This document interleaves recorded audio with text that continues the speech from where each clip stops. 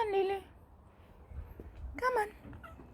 Lulu is following me because this morning I let them out and I haven't fed them any treats yet, so she thinks treats are due. Don't you, sweetie? It's another sunny day, lots of shadows going on. But it's a beautiful bank holiday weekend in England right now. Hi, Squeaky. Squeaky is standing on my arm. She wants some treats too, don't you? You're waiting patiently for your treats. And Mr. Snuggles here. Okay, Squeaky, you can get off if you want to. Go on, good girl. Mr. Snuggles wants to get off too. They know that treats are on offer. Don't you, sweeties?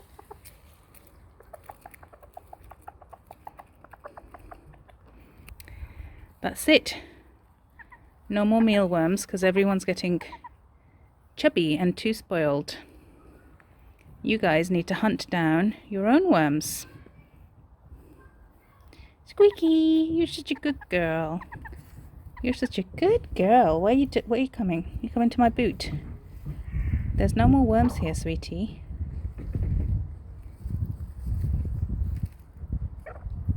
So it is actually possible to tame Ceramas when they're not used to you at all. So these adult ones, Lulu, Squeak and Artemis, who passed away, my sister purchased them and they were her hens.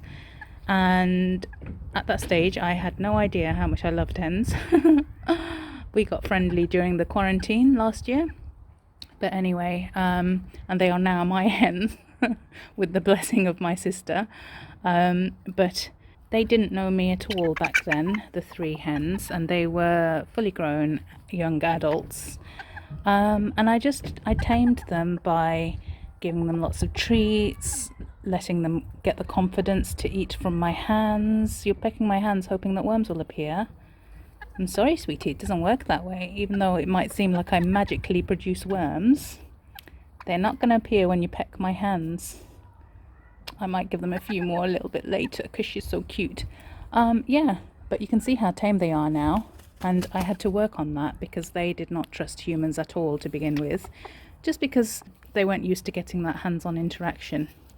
And Lulu, as you can see, when I try to touch her, she shies away a little bit, but Squeak not so much. So they do have their individual personalities, and some of them are very trusting. Here are the 2 broodies, doing a good job being broody mamas. You 2 are so cute. I've been beginning to suspect that Sweet Pea, the yellow one here, puts Precious in this position. She likes to have the comfy cozy spot in the corner away from the door, and she makes Precious come here. You're a good girl, my lovelies. I think tomorrow I'm going to candle the eggs. Tomorrow will be day 8, I think. I'm so excited. So I'll show you a brief clip of when I candled the eggs last time. I think it was around day 8, and I could see movement inside the egg that Sweet Pea was in. She came up from a large egg and I could clearly see the chick moving even at that stage, so that was really exciting.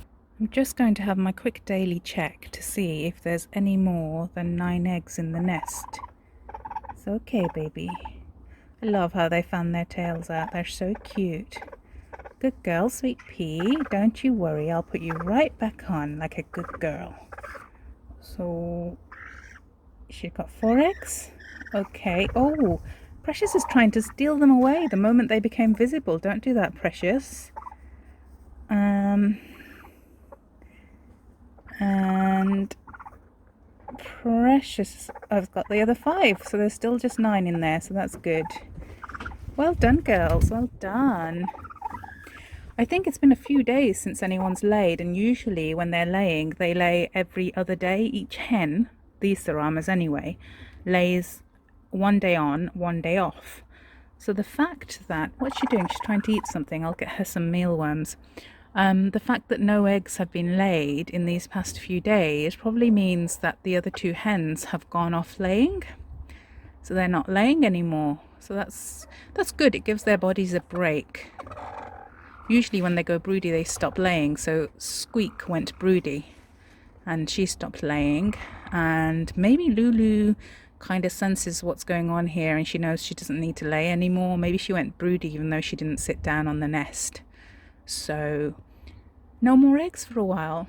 That is good. It's good for the hens' bodies, gives them a chance to recover. We'll get you some worms, girls. How does that sound?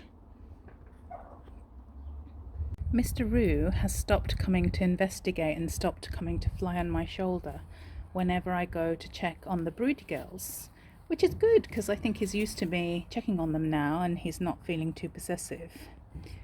Squeak always comes up to me whenever I go check on the broody girls, and she's always hanging around in the vicinity of my boots. So I have to be really careful not to knock her over. It's a good job you're a quick one, Squeaky. Oh, look at him doing his paso doble. Squeaky. They're looking for more worms, and I am a soft touch, so here you go, babies. Enjoy.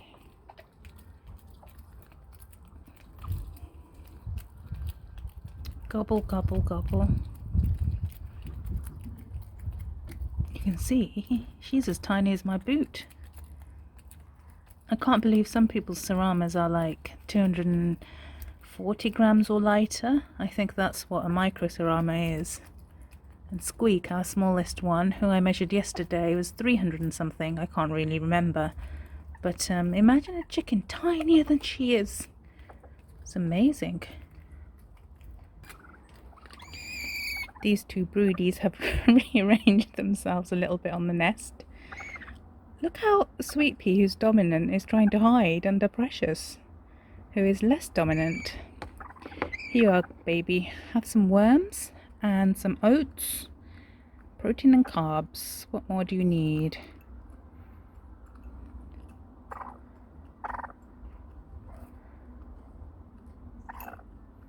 Do you want some, Sweet Pea?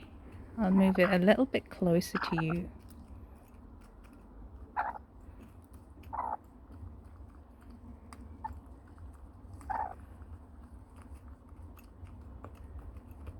I think they used to get off their nest for their daily break when I used to come out into the garden, because I wasn't in the habit of giving them treats on the nest back then. Part of the reason is, as you can see, she's just thrown out some oats onto the nest, and I don't really want there to be food in the nest, but at least it's dry food. But anyway, now they know that I'm just going to feed them in here, so they don't even bother.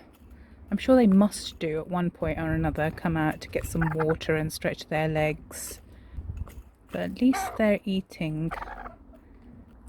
It's interesting because I thought they would gobble up the worms first because mealworms are among their favourite things, but it looks like when they're broody they really need some energy, so actually they're eating the high energy seeds more than they're eating the worms. I may just call it a day here. Tomorrow is the day when I will candle the eggs. I'm really excited about that. Gosh, I really hope that a good bunch of them are fertile out of the 9. 5 would be good. If all 9 are fertile, that would be really exciting. Sometimes Cerama chicks don't manage to hatch out for various reasons. Some people say they have the Japanese bantam short leg gene. So sometimes if the chicks have a double short leg gene, their legs are too short to arrange themselves inside the eggs to prepare for hatching, so they can't take up the right position and they fail to hatch. So I'm not sure how much of a problem that is with Ceramas. I suppose it depends on what genetics they have. And these girls are supposed to be Ceramas according to their breeders, but they may have some throwback genes. So when these two and Mr. Snuggles hatched out of their eggs, 3 eggs were fertile out of the 6 we ordered from eBay, and all 3 hatched out.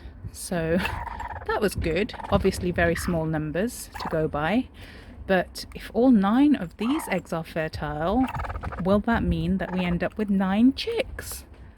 That will be exciting and so adorable. It's bye from me and the girls for today, I think, and tomorrow will be candling day.